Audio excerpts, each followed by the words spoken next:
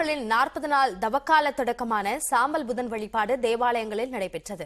இயேசு சிலுவையில் உயிர் நீத்த நாளை புனித வெள்ளியாகவும் உயிர் தெழுந்த நாளை ஈஸ்டராகவும் கொண்டாடும் கிறிஸ்தவர்கள் சிலுவையில் அறையப்பட்டு உயிர் நீப்பதற்கு முந்தைய 40 நாட்களை தவக்காலமாக கடைபிடிக்கின்றனர்.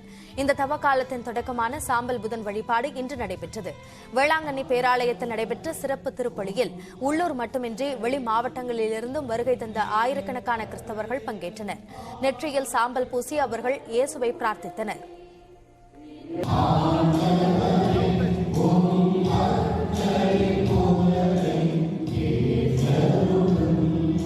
தூய மறைநகரில் போன்றவர் அவர்களுக்கு அருகில் உம்முடைய உதவிகள் ஒருபோதும் குறைவில்லாமல் கிடைப்பது.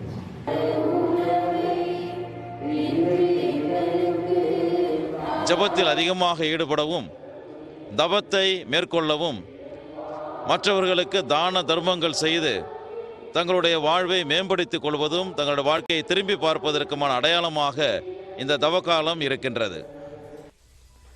திருநெல்வேலி பாளையங்கோட்டை சவேரியார் பேராலயத்தில் நடந்த சிறப்பு திருப்பலியில் திரளானவர்கள் பங்கேற்றனர். தேவாலய ஆயர் சாம்பலால் நெற்றியில் சிலுவை வரைந்து அவர்களை தவக்காலத்திற்கு ஆயத்தப்படுத்தி ஆசீர்வாதம் செய்தார்.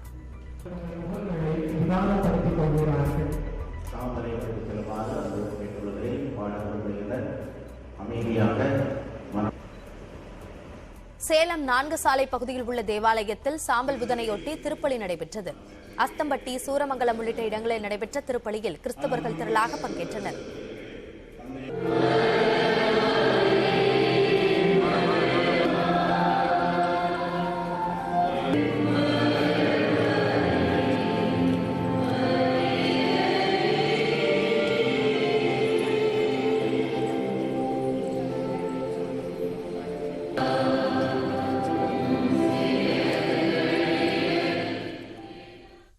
சில முக்கிய செய்திகளை ஒரு நிமிட செய்தி தொகுப்புகளாக பார்க்கலாம்.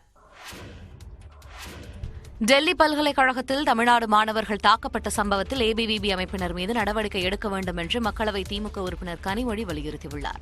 இது தொடர்பாக மத்திய கல்வி அமைச்சர் தர்மேந்திர பிரதானுக்கு அவர் எழுதியுள்ள கடிதத்தில் 100 ஃபிளவர்ஸ் எனும் மாணவர் அமைப்பின் சார்பில் திரையிடல் நடந்து கொண்டிருந்தபோது ஏபிவிபி அமைப்பினர் மாணவர்கள் மீது தாக்குதல் நடத்தியதாகவும் அப்போது தந்தை பெரியார், கால்மார்க்ஸ் படங்கள் சேதப்படுத்தப்பட்டதாகவும் தெரிவித்துள்ளார்.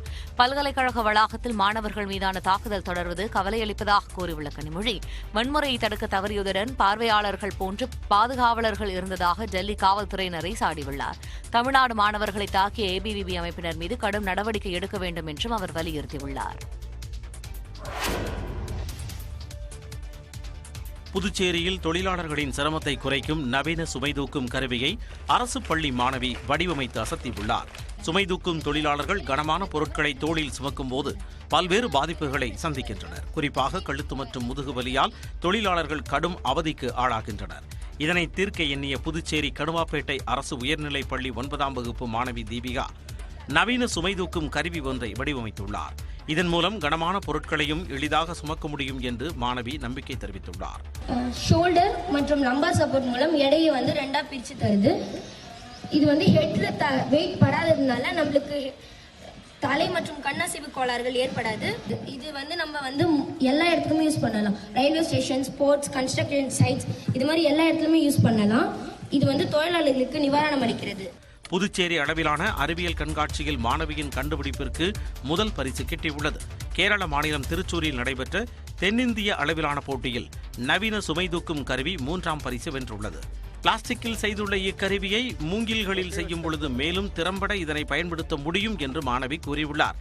கூலி தொழிலாளியான தனது தாய்ப்படும் இன்னல்களை தீர்க்கவே இந்த கருவியை கண்டுபிடித்ததாக மாணவி தீபிகா பெருமிதத்துடன் குறிப்பிட்டுள்ளார். துபாய் டென்னிஸ் சாம்பியன்ஷிப் தொடரில் சானியா மிர்சா ஜோடி முதல் சுற்றில் தோல்வியை தழுவி வெளியேறியது. இதன் மூலம் சானியாவின் டென்னிஸ் பயணம் முடிவுக்கு வந்தது. ஐக்கிய அரபு அமீரகத்தின் துபாய் நகரில் தற்பொழுது நடைபெறும் WTA டென்னிஸ் தொடருடன் ஓய்வு பெறுவதாக இந்தியாவின் சானியா மிர்சா ஏற்கனவே அறிவித்திருந்தார். இதனால் பலத்த எதிர்பார்ப்புக்கு மத்தியில் மகளிர் இரட்டையர் பிரிவு முதல் சுற்றில் அமெரிக்காவின் மேடிசின் கீஸுடன் கைகோர்த்து களம் கண்டார். இவரை எதிர்த்து ஆடிய ரஷ்யாவின் குடர்மெடோவா மற்றும் சம்சோனோவா ஜோடி 6-4, 6-0 என்ற நேர்செட் கணக்கில் வெற்றி பெற்றது. இப்போட்டியில் தோல்வியை தழுவியதன் மூலம் சானியா மிர்சா தனது கடைசி டென்னிஸ் தொடரில் ஏமாற்றத்துடன் வெளியேறினார். It's been a long time. It's been 20 years of this, and you know, I have my little boy now, and I feel that it's time to look to different things in life as well, and that's the amazing part about being an athlete, because you're still young enough to start something totally new after finishing an entire career of 30 years. So பிறப்பு விகிதத்தை ஊக்கப்படுத்தும் நோக்கில் சீனாவில் புதிதாக திருமணம் செய்யும் தம்பதிக்கு 30 நாட்கள் சம்பளத்துடன் கூடிய விடுமுறையை அமல்படுத்த சில மாகாணங்கள் பரிசீலித்து வருகின்றன. சீனாவில் தற்போது வரை திருமணம் செய்து கொள்வோருக்கு 3 நாட்கள் சம்பளத்துடன் விடுமுறை அமலில் உள்ளது. இதனை 30 நாட்களாக உயர்த்த கான்சு, ஷாங்ஸி அரசுகளுக்கு அறிவுறுத்தப்பட்டுள்ளது. ஷாங்காயில் 10 நாட்களாக மாற்றப்படவிருக்கிறது.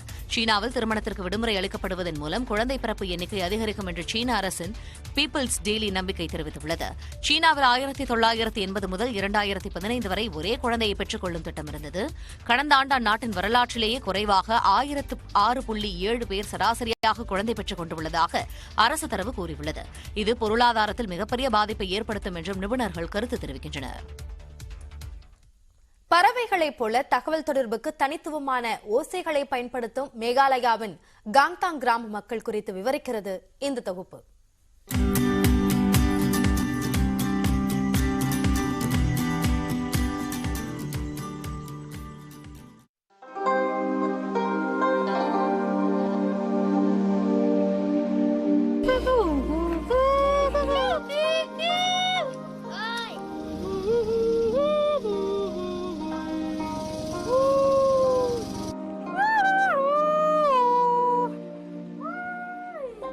கடந்த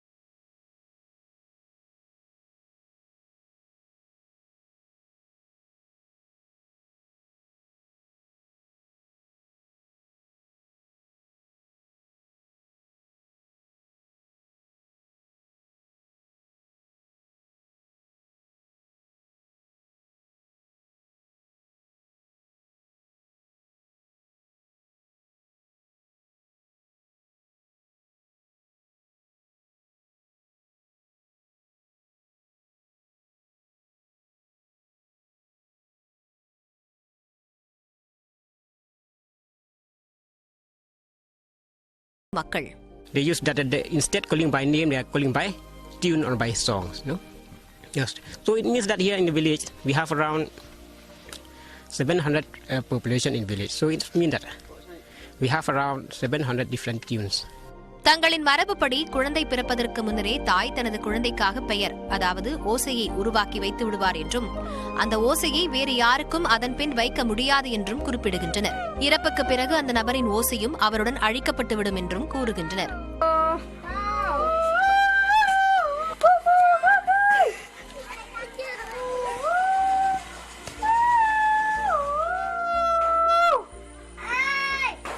அதேபோல காட்டிற்குள் இருக்கும்போது தங்களுக்குள் பேசிக்கொள்ள இசை மொழிகளை பயன்படுத்துகின்றனர்.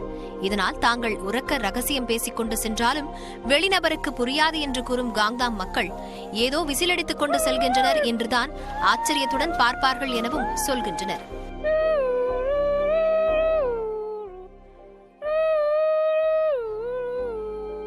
நாகரிகங்கள் வளர்ந்த போதும் பல நூறு ஆண்டுகளாக இந்த வித்தியாசமான பாரம்பரியத்தை உயிர்ப்புடன் வைத்திருக்கும் இம்மக்கள் நாட்டின் முக்கிய கலாச்சார தூண்களாகவே பார்க்கப்படுகின்றனர்.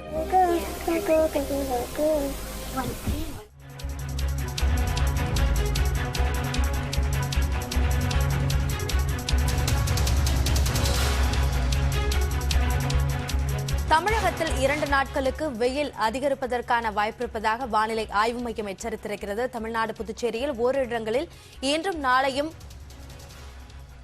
இந்த வெப்பநிலை என்பது அதிகரிப்பதற்கான வாய்ப்பிருப்பதாக சொல்லப்பட்டிருக்கிறது. கூடுதல் விவரங்களை நம்முடைய செய்தியாளர் தமிழரசியிடம் கேட்கலாம். தமிழரசி, இதற்கான காரணம் என்னவாக சொல்லப்பட்டிருக்கா? அபிநயா, 22, 23 அதாவது இன்று மற்றும் நாளை ஆகிய 2 தினங்கள் தமிழகம், புதுவை மற்றும் காரைக்கால் பகுதிகளில் பொதுவான வறண்ட வானிலை நிலவக்கூடும் என்றும் ஓரிரு இடங்களில் அதிகபட்ச வெப்பநிலை இயல்பை விட 2 முதல் 3 டிகிரி செல்சியஸ் அதிகமாக இருக்கக்கூடும் என்று வானிலை ஆய்வு மையம் அறிவிப்பு வெளியிட்டிருக்கிறது. வரக்கூடிய 2 நாட்களுக்கு இயல்பான வெப்பநிலையை விட அதிகபட்சம் 3 டிகிரி வரை அதிகமாக இருக்கும் என கூறப்பட்டிருக்கிறது. அதே போல 24 முதல் 26 வரை 24, 25, 26 ஆகிய 3 தினங்கள் தமிழகம், புதுவை மற்றும் காரைக்கால் பகுதிகளிலும் தொடர்ந்து வறண்ட வானிலை நிலவக்கூடும் என்றும் கூறப்பட்டிருக்கிறது. சென்னை மற்றும் புறநகர் பகுதிகளுக்கான வானிலை முன்னறிவிப்பு பொறுத்தவரை அடுத்த 48 மணி நேரத்திற்கு வானம் ஓரளவு மேகமூட்டத்துடன் காணப்படும் என்றும் அதிகபட்ச வெப்பநிலை சென்னையில் 34 டிகிரி செல்சியஸ் வரை பதிவாகும் என்றும் குறைந்தபட்ச வெப்பநிலை 22 முதல் 23 டிகிரி செல்சியஸை ஒட்டி இருக்கக்கூடும் என்று வானிலை ஆய்வு மையம் தெரிவித்திருக்கிறது. கடந்த 24 மணி நேரத்தில் மழை அளவு எங்கும் பதிவாகவில்லை என்றும் எச்சரிக்கை தெரிவிக்கப்பட்டிருக்கிறது. மீனவர்களுக்கு எந்தவிதமான எச்சரிக்கையும் விடுக்கப்படவில்லை. அபிநயம், விவரங்களை பதிவு செய்தமைக்கு நன்றி தமிழரசி. திண்டுக்கல்லில் சாதி பாகுபாடு காட்டியதாக கூறி மாணவிகள் பினாயில் குடித்து தற்கொலைக்கு முயன்ற விவகாரத்தில் தேசிய தாழ்த்தப்பட்டோர் ஆணையம் நோட்டீஸ் அனுப்பியுள்ளது. சின்னாளப்பட்டியில் உள்ள பெண்கள் உயர்நிலைப் பள்ளியில் படித்த 2 மாணவிகள் சில நாட்களுக்கு முன்பு பள்ளி கழிவறையில் இருந்த பினாயிலை குடித்தனர். பள்ளியில் ஆசிரியை சாதியை கூறி திட்டுவதாகவும் பள்ளி வாகனத்தில் உட்கார விடுவதில்லை என்றும் கூறி மாணவிகள் இருவரும் குற்றம் சாட்டியிருந்தனர். இந்த சம்பவம் தொடர்பாக வகுப்பு ஆசிரியை பிரேமலதா சஸ்பெண்ட் செய்யப்பட்டார். மற்றொரு ஆசிரியை காத்திருப்போர் பட்டியலுக்கு வைக்கப்பட்டார். இந்த விவகாரத்தில் விளக்கம் கேட்டு தேசிய தாழ்த்தப்பட்டோர் ஆணையத்திலிருந்து திண்டுக்கல் மாவட்ட காவல்துறை கண்காணிப்பாளருக்கு நோட்டீஸ் அனுப்பப்பட்டுள்ளது. வழக்கு விசாரணை மற்றும் மாணவிகளுக்கு வழங்கப்பட்ட சிகிச்சை, கவுன்சிலிங் குறித்து விளக்கம் கேட்கப்பட்டுள்ளது. உயர் அதிகாரிகள் தன்னை தரக்குறைவாக நடத்துவதாக கூறி கிருஷ்ணகிரியில் ஆயுதப்படை காவலர் செல்போன் டவர் மீது ஏறி போராட்டத்தில் ஈடுபட்டு வருகிறார். கிருஷ்ணகிரியில் ஆயுதப்படை காவலராக பணியாற்றி வருபவர் மணிவேல். பணிக்கு சேர்ந்த 2 மாதங்களிலேயே இவர் கோவைக்கு பணி மாறுதல் செய்யப்பட்டதாக கூறப்படுகிறது. இந்நிலையில் எந்தவித தவறும் செய்யாத தன்னை உயர் அதிகாரிகள் தரக்குறைவாக நடத்தியதாக கூறி அவர் செல்போன் டவர் மீது ஏறி தற்கொலை மிரட்டல் விடுத்து வருகிறார். தகவல் அறிந்து வந்த போலீசார் அவரை கீழே இறக்கும் முயற்சியில் ஈடுபட்டுள்ளனர்.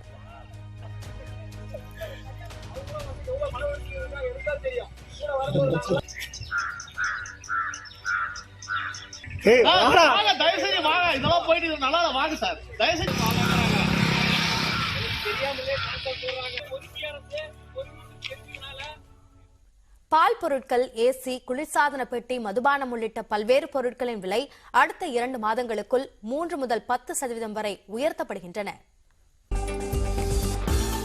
உற்பத்தி செலவு அதிகரித்துள்ளதால் பல்வேறு வீட்டு உபயோகப் பொருட்களின் விலையை உயர்த்த நுகர்பொருள் துறையை சேர்ந்த நிறுவனங்கள் திட்டமிட்டுள்ளன. அதன்படி பாக்கெட்டுகளில் அடைக்கப்பட்ட உணவுப் பொருட்கள் மற்றும் பால் பொருட்களின் விலை, ஏசி, குளிர்சாதன பெட்டி, மைக்ரோவேவ் அவன் உள்ளிட்ட சாதனங்களின் விலையும் உயர இருப்பதாக தெரிவிக்கப்பட்டுள்ளது. குறிப்பாக மூலப்பொருட்களின் விலை உயர்வால் குறிப்பிட்ட சில பாக்கெட் பொருட்களின் விலை 2.5 முதல் 3% வரை உயர்த்த உள்ளதாக பிரிட்டானியா பிஸ்கட் நிறுவனம் தெரிவித்திருக்கிறது. பிரபல பாஷ் சீமென்ஸ் நிறுவனம் வரும் ஏப்ரல் மாதம் முதல் வீட்டு உபயோகப் பொருட்களின் விலையை 3 முதல் 5% வரை உயர்த்த உள்ளதாக தெரிவித்துள்ளது. இறக்குமதி செய்யப்பட்ட துணிகள், அழகு சாதன பொருட்கள், மதுபானங்களின் விலை 8% முதல் 10% வரை உயரக்கூடும் எனவும், பால் விலை உயர்வால் வெண்ணெய், நெய், ஐஸ்கிரீம் உள்ளிட்ட பால் பொருட்களின் விலையை அதிகரிக்க வேண்டிய கட்டாயம் ஏற்பட்டுள்ளதாகவும் நிறுவனங்கள் தெரிவித்துள்ளன. வோல்டாஸ் நிறுவன ஏசியின் விலை ஜூன் மாதம் அதிகரிக்கும் எனவும் தகவல் வெளியாகியுள்ளது. இறக்குமதி செய்யப்படும் உதிரி பாகங்களின் விலை அதிகரிப்பு, பணவீக்கம் மற்றும் டாலருக்கு நிகரான இந்திய ரூபாயின் மதிப்பு சரிவு ஆகியவையும் விலை உயர்விற்கு காரணம் என்று கூறப்படுகிறது. அதேவேளையில் இந்த விலை உயர்வு பொருட்களின் நுகர்வில் தாக்கத்தை ஏற்படுத்தாது என்றும், ஏப்ரல் முதல் ஜூன் மாத காலாண்டில் கிராமப்புற சந்தைகள் மீள வாய்ப்பிருப்பதாகவும் நுகர்பொருள் துறையை சேர்ந்த நிறுவனங்கள் தெரிவித்துள்ளன. ஈரோடு கிழக்கு தொகுதி இடைத்தேர்தலில் அதிமுக பெறப்போகும் வெற்றி 22 மாத திமுக ஆட்சிக்கு தோல்வி முகமாக அமையும் என்றும், நாடாளுமன்ற தேர்தலில் எதிரொலிக்கும் என்றும் முன்னாள் அமைச்சர் ஜெயக்குமார் தெரிவித்துள்ளார். ஈரோடு கிழக்கு தொகுதியில் வீதி வீதியாக வாக்கு சேகரிப்பில் ஈடுபட்டிருந்த அவரிடம் நமது செய்தியாளர் அபினேஷ் நடத்திய கலந்துரையாடலை தற்போது பார்க்கலாம்.